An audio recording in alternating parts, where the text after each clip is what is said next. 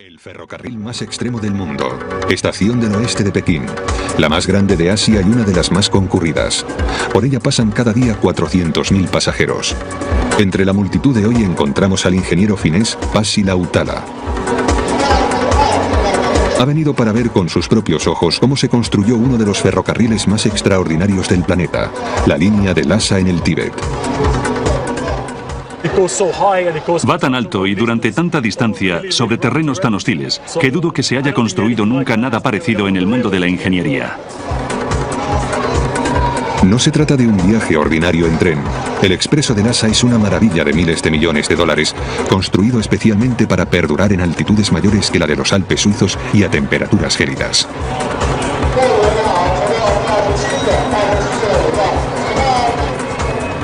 Para Pasi, obsesionado con los trenes, es un viaje con el que lleva años soñando.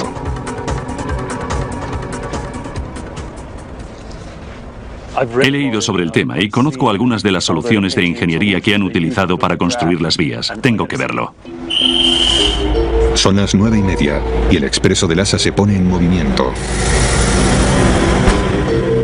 Pues ya está, es la hora.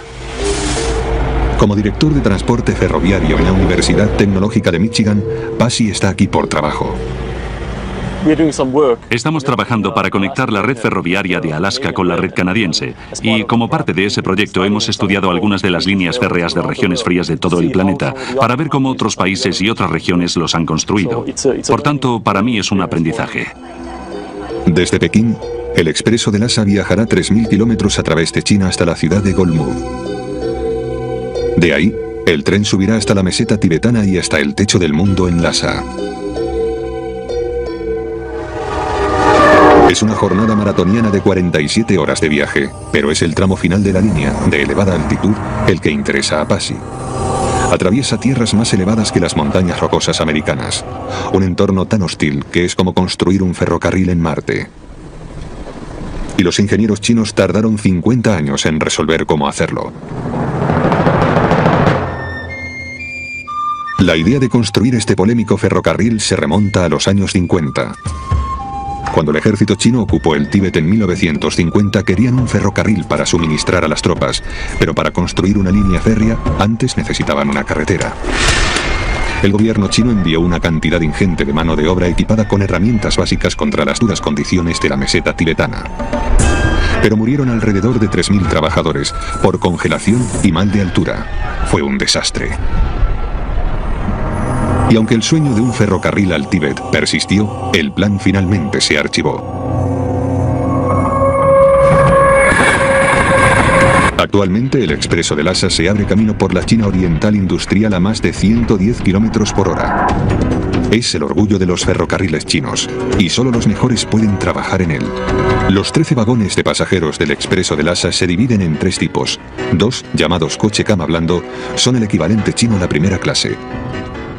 Sin duda, esta es una manera bastante lujosa de viajar. Este compartimento se llama coche cama blando, cuenta con 4 literas para 4 personas e incluso tiene un sistema de entretenimiento con televisión o películas chinas, pero no todos los viajeros del tren disfrutan de tanto lujo.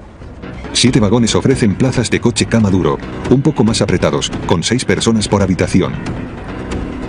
Y hay 4 vagones simplemente con asientos.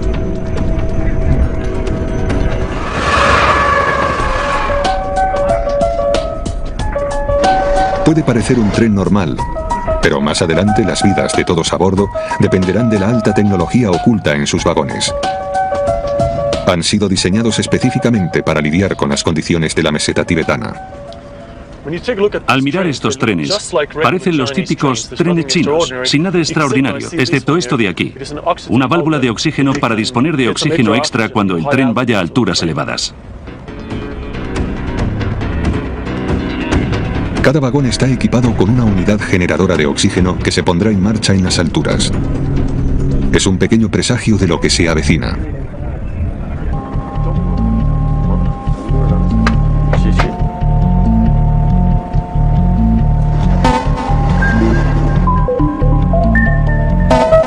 A lo largo del día el tren avanza hacia el oeste, parando por controles de seguridad y para recoger pasajeros.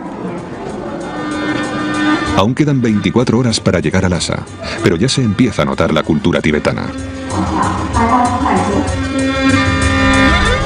Mientras los nuevos pasajeros se instalan para pasar la noche, el tren empieza a ascender. Para cuando llegue a Golmud, la última parada antes de la meseta tibetana, se encontrará a 2.800 metros sobre el nivel del mar. A las 3 de la madrugada, la mayoría de los pasajeros están profundamente dormidos, pero Pasi Lautala tiene los ojos bien abiertos. Para mí es un momento muy emocionante. En unos minutos vamos a llegar a Golmud, la última estación antes de que el tren escale la meseta tibetana. Puesto que quiero ver cómo construyeron la vía, aquí acaba mi viaje. Es hora de apearse. Para saber cómo conquistaron la meseta los ingenieros chinos, Pasi tiene que ver la vía, de cerca y con luz diurna. Aquí comienza realmente el desafío de los ingenieros. Los pasajeros que continúan el viaje están a punto de emprender una subida empinada de 2.000 metros, y eso significa un cambio de motor a una locomotora con potencia real. En altitudes muy elevadas, una diésel convencional no podría soportar los bajos niveles de oxígeno. Así que, adelante las locomotoras NJ2. Monstruos diésel eléctricos de 138 toneladas con una potencia combinada de 8.000 caballos.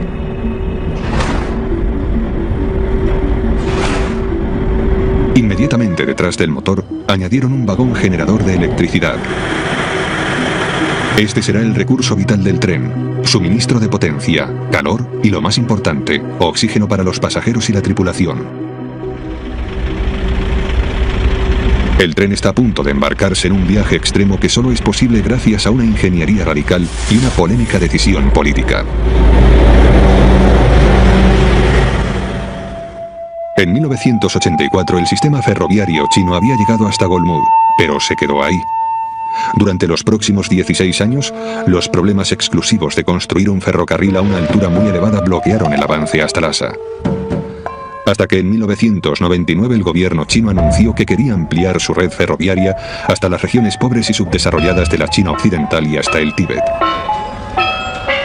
Alegó que el ferrocarril traería prosperidad a la provincia y aumentaría la calidad de vida. Sus críticos aseguraron que la línea tenía como objetivo estrechar el control político sobre el Tíbet y que posibilitaría que una ingente cantidad de chinos Han se mudasen invadiendo la cultura de los tibetanos locales. En cualquier caso, los ingenieros chinos dejaron sus trabajos para desarrollar este audaz plan. A 50 kilómetros de Golmud, Pasi Lautala comienza su misión para descubrir cómo los ingenieros chinos resolvieron el primer desafío en esta tierra extrema. Para llegar a la meseta, primero tuvieron que atravesar los imponentes picos de las montañas Kunlun. La vieja autopista del Tíbet discurre cerca del nuevo ferrocarril, lo que proporciona a Pasi la oportunidad de seguir la ruta. Mirando las montañas Kunlun, con sus cimas nevadas, no sorprende en absoluto que hayan tardado 50 años en construir este ferrocarril. Impresionante. Los coches y los camiones pueden acometer subidas empinadas, pero los trenes pesados necesitan un ascenso lento y gradual, lo que los ingenieros llaman el gradiente constante. Eligieron esta ruta porque va por entre las cimas de las montañas, sigue el valle que queda en medio y esa es la manera más fácil de mantener el gradiente constante. Pero ascender directamente por el valle es absolutamente imposible. El gradiente es demasiado empinado, por lo que el ferrocarril tiene que zigzaguear, cruzando una y otra vez, literalmente, docenas de puentes.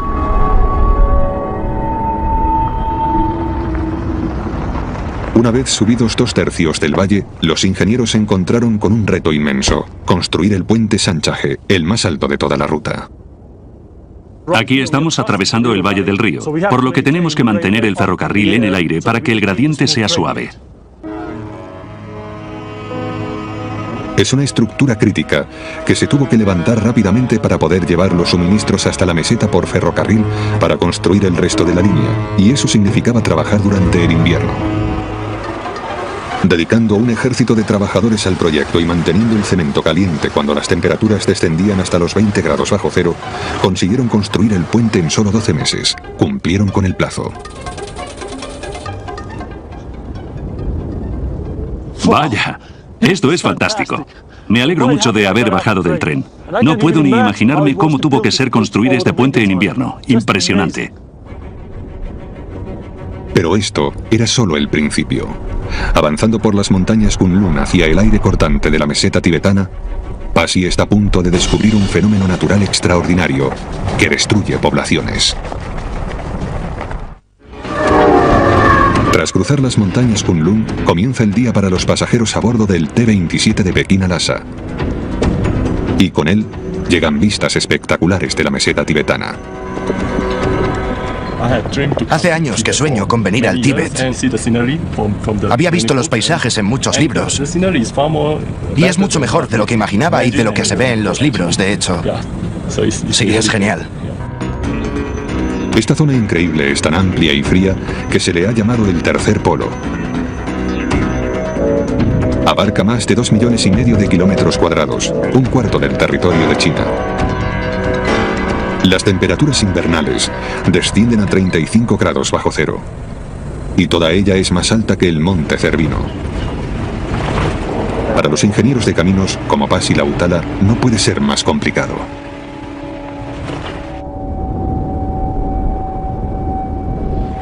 Si me pidiesen construir un ferrocarril sobre estas montañas, seguramente me iría corriendo. No se me ocurre nada más desafiante que hacer algo así. Pues sí que lo hay.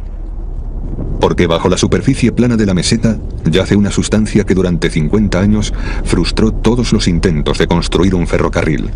Tierra congelada o permafrost.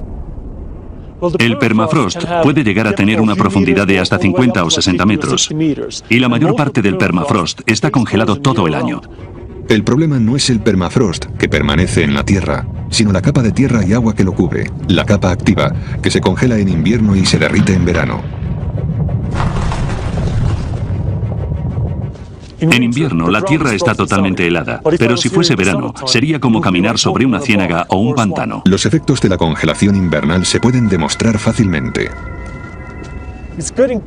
Está haciendo bastante frío, así que vamos a realizar un experimento. Voy a dejar aquí esta botella de agua para ver qué ha ocurrido cuando volvamos. Aquí tenemos el resultado del experimento. Al congelarse, el agua se expande un 9%. Este paisaje está lleno de agua que se comporta igual que la de la botella. En décadas, el terreno puede cambiar varios metros. Es un problema que han combatido los habitantes locales durante siglos, como descubrió Pasi en su primera parada en la meseta. La pequeña población de Butaolian, en la que los lugareños han tenido algunos problemillas con sus cimientos. Muchos de los edificios de esta localidad están dañados por el permafrost. Una vez que la tierra se mueve por la congelación y el deshielo, casi nada puede pararla. El terreno, al subir y bajar, hace pedazos los edificios. Echad un vistazo a este edificio. Es un ejemplo perfecto de los efectos del permafrost. Complicado para los edificios, el movimiento del permafrost imposibilita construir un ferrocarril. Como a los constructores de esta vía en Alaska y estas líneas en Canadá, se les complicaron las cosas. Por tanto, los ingenieros chinos esperaban de alguna manera resolver lo imposible. Esta pesadilla acabó en la mesa del científico de las regiones frías, Guo Dongcheng, quien rápidamente descartó la obvia solución tradicional.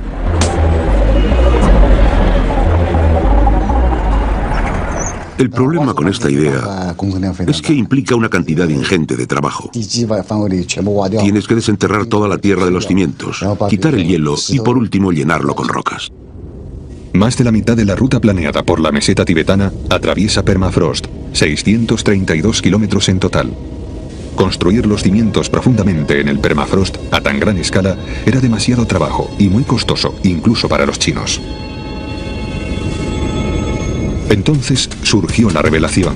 Chen encontró la solución delante de sus narices, justo aquí, en la meseta. Los habitantes de la zona habían descubierto que el mayor problema de sus casas era que el calor del interior derretía la tierra sobre la que se asentaban, provocando que se hundiera. Su solución fue construir las casas sobre pilotes o poner tubos entre el edificio y la tierra para que el aire fluyera. Chen se dio cuenta de que de esa manera el terreno en el que se asentaban las casas seguía congelado. Fue un gran descubrimiento. Si la tierra sobre la que discurre la vía permanece congelada, no se hundirá. Creo que lo más importante en relación al ferrocarril es la idea que debemos cambiar de mantener la temperatura a reducir la temperatura. Esto es esencial. Para probar esta idea, en los años 70, el equipo de Chen construyó una estación de investigación en la meseta de Beilue. Levantaron un tramo de terraplén de ferrocarril y comenzaron a experimentar.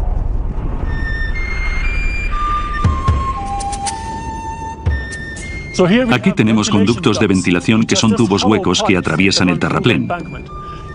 En invierno permiten que el aire frío y el viento pasen por el terraplén evitando el calor. Con el tiempo sucedió algo impresionante. Año tras año el terreno se enfriaba. En varios años redujeron la temperatura media del suelo unos 2 o 3 grados, lo bastante para mantenerlo congelado. Pero construir los 600 kilómetros de la línea férrea con tubos de cemento por debajo seguía siendo demasiado caro. La idea de Chen no era lo bastante barata. Pero no se rindió. Tras años inspeccionando la meseta, se dio cuenta de que estaba sucediendo algo extraño bajo montones de piedrecitas.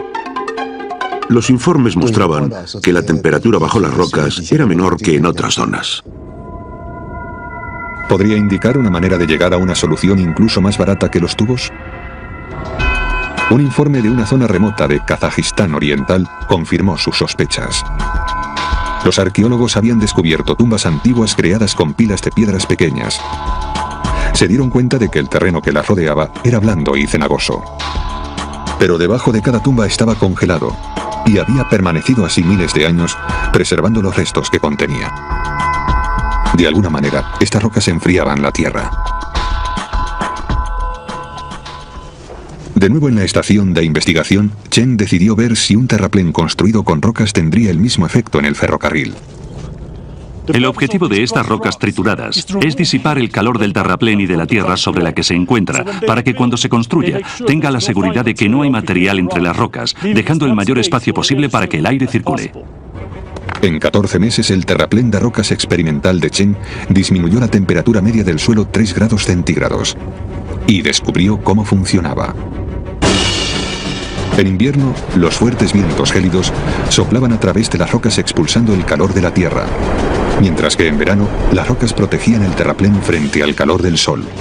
Tras 50 años de frustración, los científicos chinos habían tropezado con una solución con 2000 años de antigüedad para el problema del permafrost, que era lo menos tecnológica posible.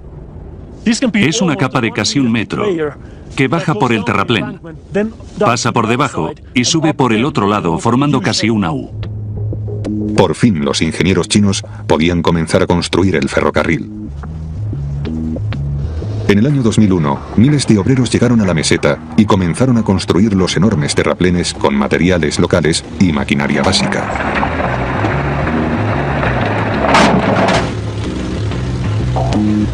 En el año 2002, los equipos de construcción progresaban en la línea férrea a un ritmo increíble gracias a otra idea muy simple pero inteligente, la locomotora PG-30, que colocaba los raíles según avanzaba. Hace que construir un ferrocarril sea casi tan sencillo como montar una maqueta. A mediados de 2003, los trabajadores habían construido 250 kilómetros de vía desde Golmud por la meseta tibetana. Estaban logrando grandes avances hacia Lhasa.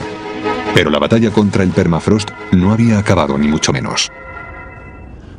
En algunas zonas, el permafrost está muy caliente, por lo que las rocas por sí mismas no pueden solucionar el problema. En esos casos tendrían que buscar soluciones alternativas.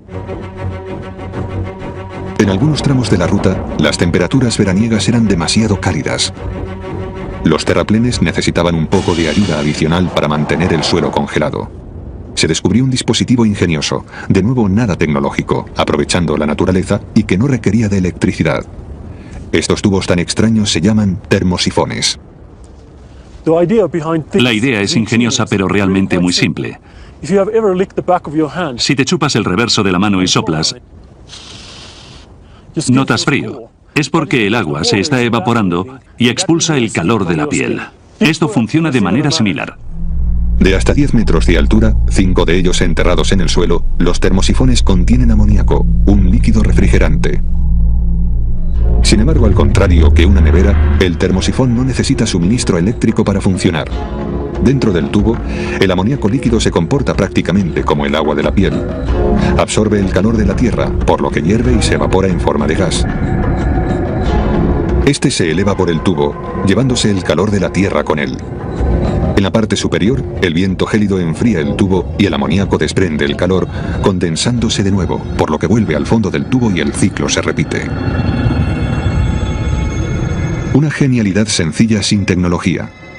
34 kilómetros de la vía se enfrían de esta forma. Pero incluso los termosifones son incapaces de proteger los tramos más vulnerables del permafrost. Pasi se dirige a una zona llamada Qingshui, a casi una cuarta parte de la meseta, para explorar el área más frágil de permafrost de toda la ruta. Aquí, la capa activa del permafrost se derrite durante el verano y se convierte en una peligrosa ciénaga, con efectos parecidos a los de las arenas movedizas. Si eso sucede, nada podrá permanecer encima. Cualquier cosa se hundiría inmediatamente. Aquí la tierra se calienta demasiado en verano. Ni siquiera los termosifones pueden enfriarla. Si los ingenieros no hubiesen encontrado la manera de atravesar este humedal cambiante, no habría habido ferrocarril. La respuesta, según creían, fue pensar en la ciénaga como si fuese agua y construir puentes. Por toda la ruta, los trabajadores taladraron miles de agujeros profundos en el permafrost. Perforando la capa activa hasta el hielo que yacía debajo y que permanecía congelado todo el año, podrían construir cimientos sólidos. Al menos, esa era la teoría. Porque ahora se enfrentaban a una nueva pesadilla y otra vez estaba relacionada con la temperatura. El cemento que se vertió en la tierra para crear los pilares del puente podría destruir los propios cimientos sobre los que se construyó. Cuando mezclas el cemento, se produce una reacción química. Al fraguar, desprende calor. En este experimento, la temperatura de la mezcla aumenta de manera constante. Cuando todo el trabajo está destinado a que el permafrost siga congelado, el calor es lo último que necesitas. La temperatura es de 13 grados. Suficiente para derretir el hielo que rodea la estructura y que sea inestable. ¿Cómo lidiarían los ingenieros chinos con esto? Poniendo a la madre naturaleza a trabajar para ellos. Lo construirían en pleno invierno, cuando la temperatura ambiente cae bajo cero, y enfriando el cemento a 5 grados, vertiéndolo lo más rápidamente posible antes de que se fragüe. Empleando a miles de trabajadores, construyeron casi 3.000 pilares del puente en solo 7 meses. Un logro impresionante, personificado en uno de los símbolos de la línea, el espectacular puente Qingshui, de 11,7 kilómetros de longitud, el puente sobre permafrost más largo del mundo. Por fin, habían conquistado el problema del permafrost. En total, más de 160 kilómetros del ferrocarril de Qinghai, Tíbet, está construido sobre puentes como este, una séptima parte de la ruta total. Pero el permafrost no fue el único desafío formidable que presentó la naturaleza de la meseta. El terreno es tan elevado que tiene escasez de uno de los ingredientes básicos de la vida. Aquí hay que luchar para sobrevivir. Con una altitud media de 4.500 metros, la meseta tibetana está, como cabe esperar, muy escasamente poblada. Al llegar a un tercio del camino, se encuentra la población tibetana de Tuoyuohe, con 1.300 habitantes. Los lugareños se han ido adaptando a la altitud durante siglos, pero para cualquier otro supone un grave peligro. Aquí arriba, respirar es mucho más difícil que al nivel del mar.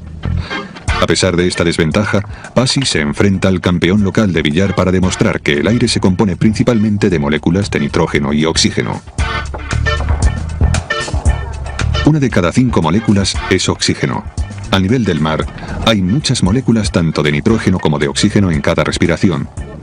Pero cuanto más subes, las moléculas se reducen más y más. A 4.700 metros, donde me encuentro ahora, la cantidad de oxígeno en el aire es casi la mitad de la que hay a nivel del mar. Aquí, al cuerpo le cuesta mucho conseguir del aire el oxígeno suficiente para la sangre y los músculos. Cuanto más ejercicio hacemos, más oxígeno necesita nuestro cuerpo, y si no lo recibe, puede tener consecuencias nefastas. En los casos más graves, los fluidos pueden penetrar en los pulmones y provocar la muerte. Al avanzar por la meseta, una de las funciones más importantes de la tripulación del Expreso de Lhasa es vigilar a los pasajeros. Buscan síntomas de mal de altura. El tren se encuentra a 4.500 metros sobre el nivel del mar.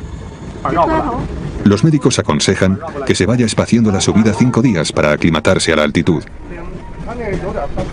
El tren lo ha hecho en solo 32 horas. A esta altura, 3/4 partes comienzan a experimentar el mal de altura. Se nota que el aire es muy escaso. Cuando estaba haciendo fotografías, hasta el menor movimiento me dejaba sin aliento. Desde que llegamos al río Chumaer, me noto mareada y con náuseas. Tengo la nariz muy seca y mi hijo también. A él le dolía la tripa. Para reducir estos síntomas, debemos recordar los generadores especiales de oxígeno. Llenan los vagones con aire enriquecido. Los generadores de oxígeno en el interior de cada vagón utilizan una técnica llamada separación por membrana. El aire del exterior se comprime y se bombea por pequeños tubos. Las paredes de esos tubos están compuestas de una membrana con agujeritos que filtran las moléculas más pequeñas de oxígeno en lugar de las más grandes de nitrógeno. El nitrógeno desechado se expulsa del tren a través de una tubería de salida, mientras que el aire enriquecido con oxígeno va a los vagones. Aumenta el nivel en el aire del 21% al 24%. No es mucho, pero hace que los pasajeros se sientan mejor. Pero para aquellos que realmente están sufriendo, hay un sistema de seguridad. La tripulación entrega a los pasajeros afectados un tubo que pueden enchufar directamente a un suministro del 40% de oxígeno. Todas las literas y asientos del tren tienen su propio suministro de oxígeno.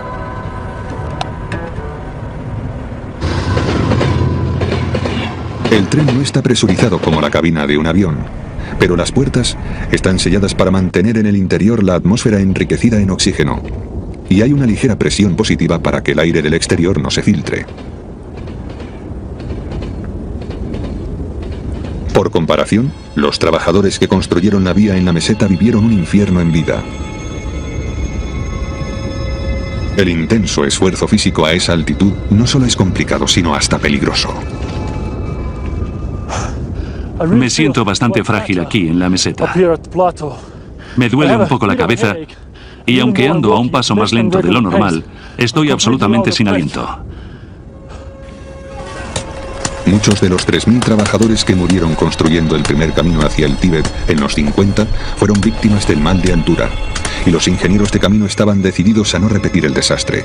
Pero tenían que construir estructuras extremas en alturas extremas, incluyendo una en particular. Tenía que ver esto. Es el túnel ferroviario a mayor altitud del mundo. A 4.905 metros sobre el nivel del mar, los chinos llaman al túnel de Fenghuoshan la puerta más cercana al paraíso. No quiero ni imaginarme lo que pasó la gente que construyó este túnel. Estamos a 4.900 metros y no hay mucho oxígeno, así que tuvo que provocar literalmente muchos dolores de cabeza. La construcción de este túnel exigió que cientos de trabajadores viviesen y trabajasen en una altitud extrema. Por ese motivo, la compañía ferroviaria trajo a uno de los mayores expertos de China en medicina de altitudes elevadas, el catedrático Tian Yiwu, director del Centro de Investigación Médica y Científica de las Tierras Altas de Qinghai. La presión es estable. Su misión era ayudar a los ingenieros a construir el túnel y otras estructuras en alturas elevadas sin las trágicas pérdidas de vida de los 50 en la construcción de la carretera. En los inicios de la construcción del ferrocarril tibetano, como la mayoría de los trabajadores eran de regiones situadas al nivel del mar, no estaban adaptados a las tierras altas. Conscientes de los peligros de un ascenso precipitado, el catedrático Wu preparó un plan elaborado. Nuestra primera medida fue una adaptación paulatina, lo que significaba realizar el ascenso gradualmente. Desde el interior viajaban de Pekín a Sinín, descansaban 3 días y después paraban una semana en Golmud, antes de ascender a las montañas Tángula. El catedrático Wu contaba con un amplio equipo de 2.000 médicos y enfermeras. Se construyeron enfermerías cada 18 kilómetros a lo largo de la ruta para atender a los trabajadores enfermos. Y el catedrático Wu se aseguró de que hubiese un buen suministro de oxígeno. A pesar de los 1000 casos graves de mal de altura en los 5 años, nadie murió. La tasa de mortalidad fue 0.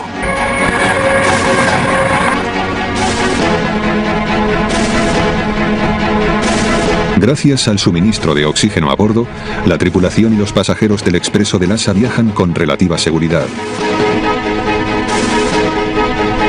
Pero al atravesar la meseta, sus vidas dependen de otro sistema de seguridad esencial. Para ahorrar dinero, la línea se construyó con una sola vía, pero eso implica un peligro constante.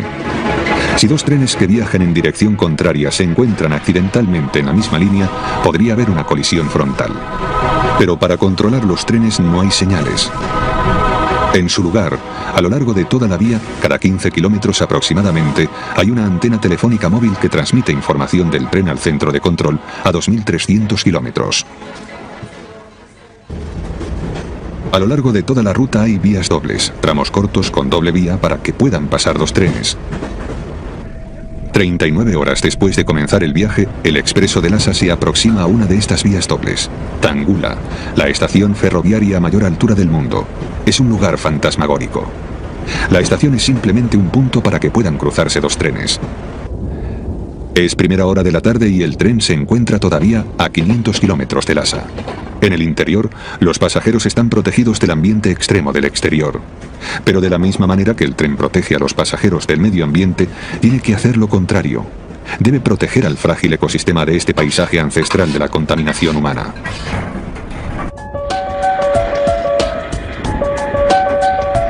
La meseta tibetana contiene la reserva natural de Kekexili y Sanjingwan, la segunda reserva natural más grande del mundo. Es más extensa que Inglaterra y Gales juntos. Es un delicado ecosistema que podría trastornarse y destruirse con facilidad. En la mayoría de los trenes del mundo, el agua residual se tira directamente a la vía, pero en este caso no. El calor del agua podría calentar el permafrost y degradarlo. Destruiría los cimientos sobre los que discurre el tren. Por ese motivo, los chinos se han vuelto ecológicos. En lugar de tirar el agua residual en la vía, el expreso de Lhasa lo almacena en depósitos situados bajo cada vagón. Cada depósito contiene 500 litros de agua residual, lo suficiente como para tirar de la cadena 250 veces.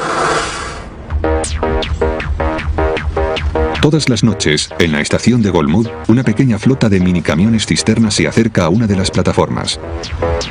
A las 11:45 de la noche, el gemelo del expreso de Lhasa, el T-28 procedente de Lhasa, se detiene camino de Pekín. Tras cruzar la meseta, los depósitos del tren están llenos de agua residual. Un pequeño ejército de trabajadores se pone en marcha. Enganchan las mangueras a los depósitos y sacan los residuos. La operación completa dura 10 minutos. El tren parte de la estación y los camiones cisterna van a deshacerse de los residuos con seguridad. Y 900 pasajeros aliviados ponen rumbo a Pekín.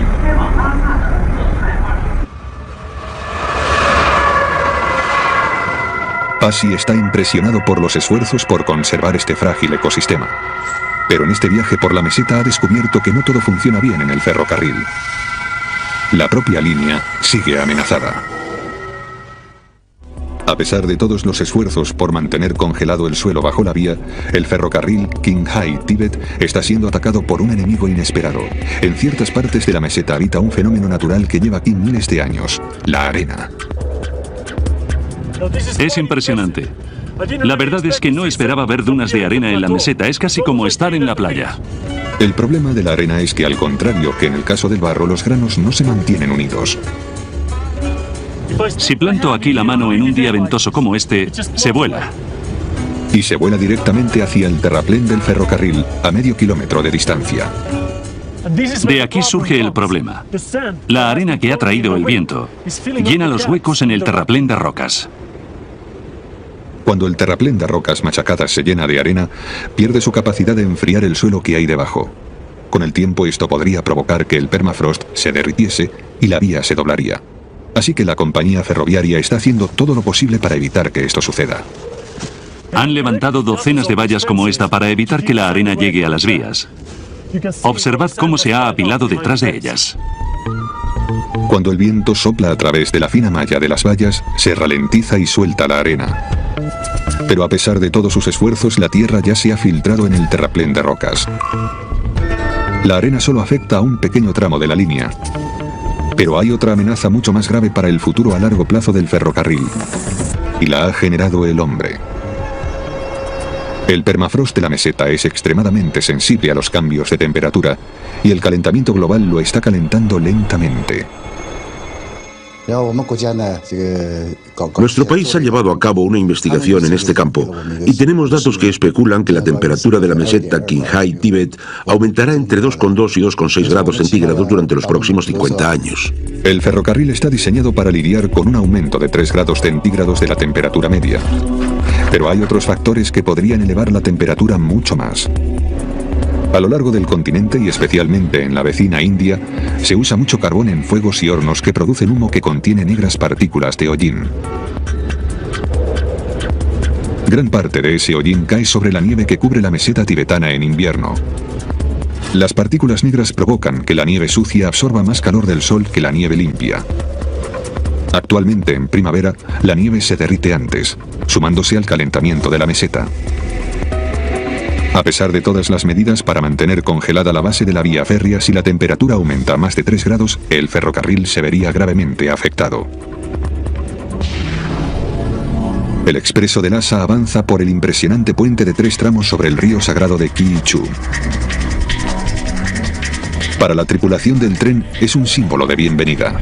Tras 47 horas, indica que están cerca del fin del viaje. Y aquí estamos, en la enorme estación de Lhasa. Costó 24.600.000 euros y es un símbolo de la determinación china de que el ferrocarril ha llegado para quedarse. Con esta línea, los ingenieros chinos han demostrado que están entre los mejores del mundo y han sentado las bases de un programa de expansión como nunca antes se había visto en todo el mundo. En los próximos 5 años, China destinará aproximadamente 211.000 millones de euros a construir más de 30.000 kilómetros de ferrocarriles nuevos. Para Pasi Lautala, la estancia en la meseta ha llegado a su fin. Llegar hasta aquí ha sido una experiencia indescriptible. Ya sentía mucho respeto por las personas que construyeron este ferrocarril, pero ahora entiendo realmente los desafíos a los que se enfrentaron. Quiero decir que este lugar es muy duro para trabajar. Dolores de cabeza, falta de respiración, vientos gélidos. No solo consiguieron construir el ferrocarril, sino que desde el punto de vista de la ingeniería es impresionante. El ferrocarril Qinghai-Tíbet es un verdadero logro monumental de la ingeniería, una enorme demostración de esfuerzo humano y de ingeniería de baja tecnología, pero de un alto ingenio que muestra el camino de las nuevas líneas férreas de todo el mundo. Quizás sea el comienzo de una nueva edad de oro ferroviaria.